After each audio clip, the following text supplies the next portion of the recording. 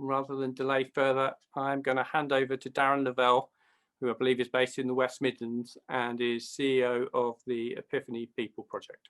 Thank you. Thank you, David. So yes, I'm Darren Laville, founder of the Epiphany People. We work and support families impacted by youth violence and trauma. And it's actually in our work that we've found that many of the victims of criminal exploitation as an early childhood experience may have experienced as adverse childhood experience, they may have experienced domestic abuse within the household. So that's what brings us here. That's what brings me here today. So firstly, and collectively, as men, we need to see this as not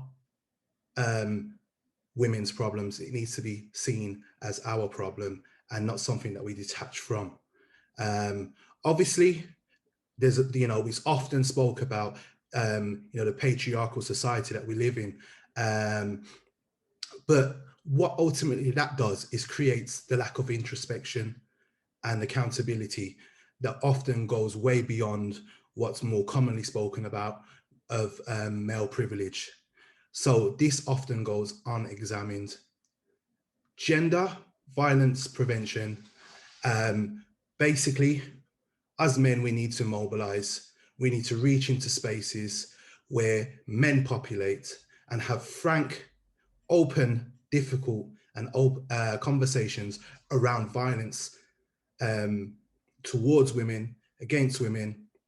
And these spaces must include all spaces, be it personal, professional, political, and intellectual. The reality is that women have built this movement that we're speaking out against, right? But what I'm saying is now it's time for us men to actually step up and step out and be seen for doing that, all right? But ultimately, in terms of in these spaces where men usually populate and will be where these discussions need to take place, we need to be prepared to tackle the victim blaming culture amongst men. So narratives such as, why does she go for this type of men, considering what she may have been wearing? Why didn't she consider her safeties? Or as we know, victim blaming language. All of this takes away the emphasis from men.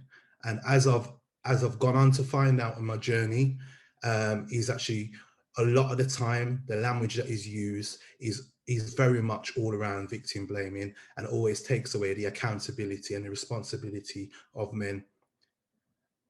This is deeply ingrained for me in every fabric of society, from our policies, from the court processes, from the press, to music, pornography, and spaces where men populate and are in positions of power. In these spaces, the conversation should be more around, why are men violent towards women? We should have questions like, why is domestic abuse still a global issue?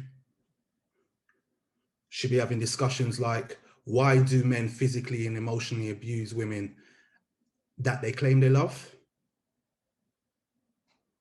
What is going on with the men? Questions like, is violence towards women systemic? Questions like, what is the role of institutions and faith-based groups? What role do they play in creating abusive men? Questions like, what is the role of sport and culture? What is the role of the family structure?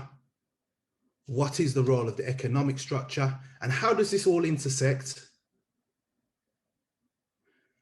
How can we change socialization of boys? How can we change the definition of manhood? We need to ensure that men challenge other men who try to mute, speak over, detract from the real issue by labeling women as being misandrist. I can never say that word, excuse me, dyslexia. And men will be quick to say male blashers, bitter feminists, and and like, you know, quite rightly, like, you know, David mentioned about, you know, the hashtag not all men, again, detracting from what the real issue is. This is not a gender battle. Yeah, this is a battle against gender-based violence. So for me, what I'm looking at really, the male bystander approach, and you know, as I labeled it, the repatriating society. Again, dyslexia kicking in. A bystander is someone who's ultimately not a perpetrator, not a victim, but they're just there. They can see what's going on, but they're silent. But we need to ask more questions again. How do we as men get to that position where we can speak up? Again, another question, how do we challenge our friends? Again, how do we support our friends? How do men who are non-abusive challenge men who are abusive? We ask questions like, is silence really consent? How do we respond when we are challenged by other men? Perhaps we need to have pre-framed responses ready to address these issues. And what is acceptable, what is not acceptable? These are, for me, a whole lot of questions that we need to be asking in these spaces.